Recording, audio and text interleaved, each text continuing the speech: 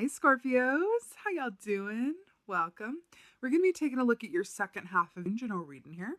So, in the meditation, short but sweet but powerful, really, I saw a newspaper and I saw it being opened up and it was blank except for the word Scorpio, which then bled into an eye, which shifted into the Eye of Horus. So I went ahead and that was the meditation. It was like the Eye of Horus, like newspaper. So I went ahead and I looked it up, and the Eye of Horus symbolizes well-being and prosperity, but also protection. So what's really interesting about it is that I read that apparently within Egyptian lore, Horus had lost his left eye while battling with Set, and then was restored by Hathor. So the left eye, his left eye, is also related to the moon and related to healing. So it's like healing restored, the left eye restored, wellness restored. So really interesting there, especially as Scorpios and you guys being related to,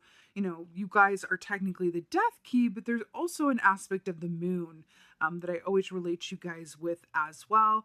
So it's fascinating also with the sight. And then if you think about it, the fact that Hathor, restored the left eye, what's really fascinating about this is that Hathor came through in another reading that I did for Aquarius. Maybe watch the Aquarius reading actually. It's funny, it's very Egyptian today. But it's fascinating because she is the goddess of love, right? She's the Egyptian version of Aphrodite or Freya, right? So it's fascinating that like love, right, restored wellness and wholeness. So it's interesting there. I'm looking forward to seeing what the cards have to say. It's really interesting. Let's go ahead and take a look. Hey Scorpios, let's go ahead and see what your animal energy is for the second half of the Eye of Horus realness. Oh, I love it. So the wolf, we have wolf energy here. So this is really brilliant because first of all, the beautiful earth energy, which is always very grounding effect, which is always good news. But wolf energy, it relates to the Hierophant in the Tarot, Taurus energy, which says, although wolves are a personal symbol for Capricorn, so you could have a Capricorn in your life or in your experience that plays a significant role during this time, or a prominent Capricorn placement in your own chart, of course. But the Hierophant is very much about trusting that everything is as it should be. Everything is balanced, everything is fair, everything is orderly, everything is as it should be, right? So that's a beautiful, comforting notion, I feel. Now, wolf medicine is very much about instinct and what? Sight. Look at those eyes, right? Being able to move nocturnally and see things well, see to the truth of something. But it's very much about, following your instincts and how you feel about things, which is interesting when we're talking about Hathor, the goddess of love, restoring sight with wellness and protection and healing. It's really beautiful. I feel like within this wolf energies, I feel like you are very much being encouraged to really sit deeply or move deeply within your own knowing and really allowing your instincts to inform you forward. I feel like there could be aspects of this because I want to take the eye part of it kind of literally. And so there be aspects of this time coming up for you that are a bit unclear or muddled or confusing. And your clarity really lies within your instincts. They're not going to lie to you. If a wolf goes up to a clearing and it looks very like there's nothing there, like there's the path is clear, it's just the woods, and then sees, a deer just off in the distance and it thinks, oh, okay, well, there's a prey, I can go about it. But the instincts kick in and say, no, don't go forward, don't go forward, don't go forward, right? And then it just follows its instincts, it backs up to observe, and then sees another wolf pack like emerging out to go and get that, deer for dinner, as it were. Getting a bit dark here, but go for that deer for dinner. And then the lone wolf kind of backs up and goes, oh, okay, I'm glad I didn't go there. That would have been an issue, right? So those instincts informing you when things appear to be one way, but maybe you feel differently about them, your instincts are informing you that there's what? More than meets the eye. And that's what feels like is rather the key here. So let's see what's going on, Scorpio. Oh, beautiful. Really, really beautiful. So here we have the Magician. This is really brilliant how it's depicted in this deck with the raccoon here. So first of all, the Magician is very much about you believing and knowing that you are always in a position of power to manifest the life that you choose. This is about co-creation. This is about as above, so below, meaning that your external world is a direct reflection of your internal state. This is about using all of the tools at your disposal to co-create the life that you want, right? With the sword, the pentacle, the cup, and the wand, right? Now, raccoon medicine is really brilliant because the raccoon knows how to use its resources to the best of its abilities, right? It doesn't look at something and discard it right off the bat. It goes, well, maybe if I turn it this way or put it here or looked at it this way or held it up to the light, I might be able to use it in a different way than its intended use, right? The raccoon always has what it needs because of its resourcefulness, right? Never waste, never worry. That is the raccoon credo for sure. So this is a really beautiful energy coming in here as well. I'm also really drawn to that like light on the end of the wand here and the lightning. And I feel like there's a nod to the Eye of Horus in that as well. You know, there's also an aspect inherent in the Magician energy, especially with the raccoon being present as well, that says, you know, when you go about your circumstances and you go about living your life and in terms of how you perceive your own power and your own worth and your own capabilities, it's really about acknowledging that it's not about how things, you know, show up for you on the surface or show up for you initially. It's about how you respond to whatever life deals your way, right? That's what it's really about. You can't control what happens. What you can control is how you respond to it. And that's what's coming in here for you with the raccoon and the Magician. Oh God, I'm so here for it. So here we have the Queen of Swords. Beautiful, beautiful owl energy here. I'm so here for it. And then with the moon as well, with the clarity and the seeing and the nighttime realness. This is beautiful. I feel like someone watching this, the owl is a personal totem. And that's really beautiful. And it's a beautiful totem to have with you at any given time because owl energy allows you to see yourself and others clearly. Again, with the seeing. And then we have this animal energy. It's all about seeing. It's really brilliant. So Queen of Swords, traditionally, first of all, swords are about the thoughts that we think, our communication patterns, right? Queen of Swords is the great editor, right? She knows what should stay. She knows what should go. She always has an accurate and fair assessment of everything at play. But why I'm living for her showing up in your reading right now in this context is because she has a way of seeing or cutting to the truth of something amidst all of the extraneous BS, as it were. She gets straight to the heart of something, and it's you know, it's not personal. It's the Queen of Swords. You know, it's not personal. It's business. It's not personal. It's the Queen of Swords, and that's what it is. She's the queen of taking the dispassionate assessment, and that feels really good in a way because when you pair that with the wolf, and look at this. When you have a strong instinct working for you with the Queen of Swords, a clear seeing that is devoid of any emotional sort of cloudiness. And I say that in this context. I do not feel like our emotions are inherently, you know, cloud us and don't inform us. I actually believe the opposite of that. But in this context, maybe it's because I'm talking to a water sign who has these, you know, emotions on tap. But it feels like in this context with the Queen of Swords and the wolf, with the instinct and then the clarity of seeing, that you are really being called to sit in a place of objectivity, discernment, and truth. That feels incredibly important. But, you know, the Queen of Swords is also a great helper with making lists and setting goals and getting all of your I's dotted and your T's crossed. When you have the Queen of Swords, when you are embodying that energy, honey, you will never miss a beat and you will not forget a thing.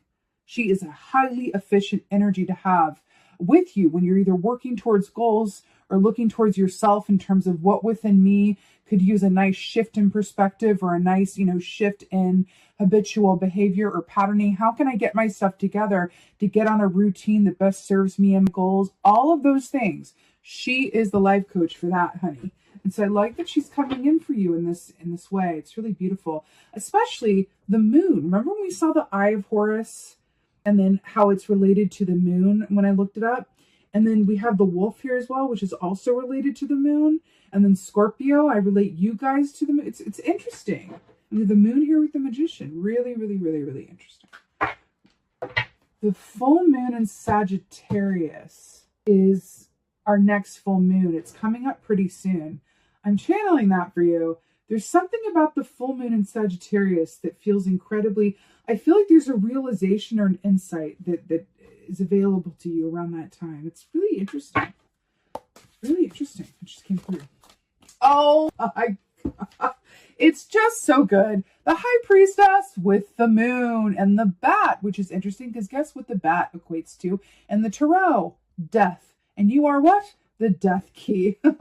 Oh, I love it when it all comes together.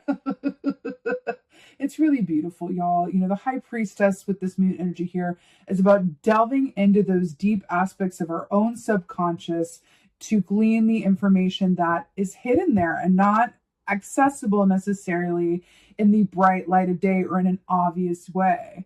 So with this, we assume the High Priestess position and really go into a stillness and really look within, even flipping our perspective to do so or as a result of doing so, which is what I'm really obsessed with by how this is depicted here in this deck, is that the bat is shown here, which represents kind of like a hanged man energy as well because of its position. So it's death energy, but when it's in this position, I always think of the hanged man. So it's interesting that we have these hybrid energies with about flipping your perspective, seeing something differently as a result of going into this stillness and allowing yourself to be open to the information available to you. And again, I feel like this is a shift in how you see something because it's nighttime. It's nighttime. And it's about the owl who sees just as well in the nighttime as they do in the daytime. It's about adjusting that vision and that Eye of Horus to see things that you weren't able to see before in the same way. It's having access to absolute and ultimate clarity. Sign me up. Like that just feels so incredibly positive, but it feels like a paradigm shift. It feels like a shift in your perspective, but also feels like you have information or a way forward that is made available to you or that you're able to see now that you weren't able to see before. I'm hearing it. The full moon in Sagittarius, there's something about that. Spending time within that 3-day moon cycle could be very revealing to you. I'm getting something very specific, and I'm going to share it with you because I'm channeling it. So, an intuitive exercise that I really, really love to do is I will have 3 pieces of paper and 3 envelopes, right? And I will write a question that I have on each sheet of paper, 3 different questions, and then I'll put them inside the envelopes, right? And seal them. And then I'll switch them all around and shuffle them and not know which is which. And then I'll set them all out again. And then I will meditate on each one, not knowing what the question is, but just tapping into what intuitively am I getting. And then I write down the insights that I get on the front of the envelope for each one. And then I open it up and see what insight came for which question. It's a beautiful way. I just got shivies. I think that's a great thing for y'all to do, especially within the full moon energy. It's a beautiful way of getting out of your head and into your knowing. Wow. Yeah, that feels really strong. Let's get an oracle. Let's get an oracle. I'm really liking it though. I'm really drawn to the eyes and the vision and perspective and how things are seen. The Eye of Horus, indeed, it feels really, really strong. Also, that was vision and wellness restored. Had to lose half his sight and then have it be restored by the goddess of love in order to see even better than before. It's really interesting, right? Okay. Let's get an oracle. Oh, it's so good. Okay. Let me take this one too. Okay. So the High Lord of Gratitude and Service, Selflessness, Humility, Conscious Action. This is really, really beautiful. Selflessness, humility, conscious action. This really speaks to, interesting, number 2, and the High Priestess is number 2 as well. So this really speaks of, going about your actions in your life and coming from a place of wanting to leave your bit of the earth better than how you found it. That's what this is all about, right? I want to leave my piece of the world, my bit of the earth, my place in things better than how I found it. It's a really beautiful energy. I always also think of, like, whenever this key comes up, is the number one way to feel better, like the number one fix to get out of your own troubles, put your own worries aside, get out of your own head, is to go and be of service to other people. That is it. That is, like, nothing feels better than that in terms of, like, getting out of your own, energy and into one of active service without any kind of expectation or anything in return. That is another way of saying, like, with the gratitude, right? I feel like you're being called to shift your energy to one of gratitude through helping others and shifting that perspective through looking at the greater scope and truly seeing and acknowledging and showing gratitude for just how blessed you are, right? For how supported you are, for how lucky you are, for how far you've come, for how much you do have, for what is going well, right? When we shift our energy, our perspective to one of gratitude, everything else opens up. And that's just the way it is. Also, this lotus flower here came up from the muck and the dirt and the excrement to this beautiful lotus flower on top. And I feel like you are being tasked with a choice, right? With kind of looking at what is not necessarily optimal, or what, could be different or better or whatever have you, or focusing on the flower, focusing on the beauty, focusing on, what is working and what is going well, really shifting that perspective to one of gratitude. And it's interesting because we have the flipped high priestess, we have the owl. It's very much about vision and sight, your own resourcefulness, how you can't necessarily control what happens, but you do have control over how you respond. I've heard this said before. It's almost a cliche for a really good reason, that life is so much more, or I should say life is a lot less about what happens and so much more about how you respond to it. It's so true. It's something that I find just increasingly so as I age and I get older and I have more experiences. It's so, so true. It's really not about the events themselves. It's about how you respond to them. It's so, so true, which is another way of saying we are our choices. And again, there's something about the vision here. I don't know if this is technically a falcon, but I'm going to say that it is, because you see this bird here? The falcon is also the symbol of Horus, because he was able to transform himself into a falcon, which is also about what? Clear seeing, which goes back to the eye of Horus.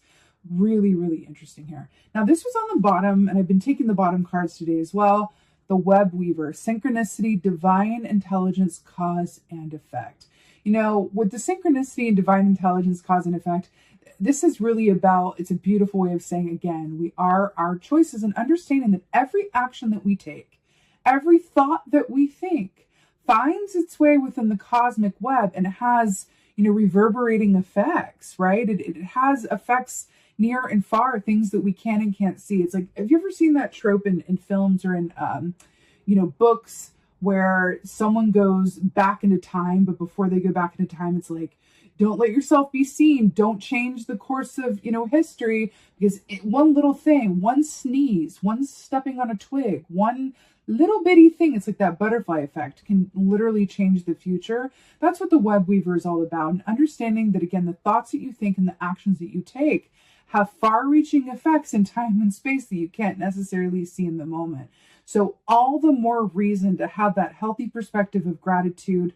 And if you do feel like things are a bit muddied or a bit dark or a bit, out of your grasp, really clicking into that instinct and trusting in your knowing around how things feel to you, and thus gaining clarity as a result to tapping into those feelings, right? But it's really, really beautiful, Scorpio. There is this aspect here that I'm picking up on. You do have 3 major arcanas here, which means that, we're talking about a time in your life that is destined and fated and quite significant, right? When we see a lot of minors, well, we can change it if we don't like what we see, right? But majors, this is an important time for you. And it's a beautiful opportunity for you really to do some, maintenance on how you see things, your perspective, and really hone your vision through instinct. That eye of Horus is such a powerful totem for you during this time. I'm not really that familiar. I just saw it and I heard the Eye of Horus. So I looked it up, and I would say if you feel so called to even look into the Eye of Horus and how, read about the mythology there. Because I do feel like it's coming in for you as a guide for this time. So it's really beautiful. Scorpio, I'm sending you so much love and blessings for your second half of June. I so hope that this helps and resonates. If so, please let me know in the comments below, because I absolutely love reading your comments. And please like, share, and subscribe. I would so appreciate that. Please consider joining a private Facebook group. The link is in the description box below. It's a place for like-minded people who love all things metaphysical, spiritual, tarot, all of the things and in between, to come together in an inclusive, inviting space where we can just connect. I'm right there in it with you guys. It's a wonderful way for me to connect with you guys personally. I've also started to do lives for that group where I go in and do like free readings, free personal readings, free collective readings. I'm showing up and saying, what do you guys want to do? And it's a great way for me to connect with you guys personally.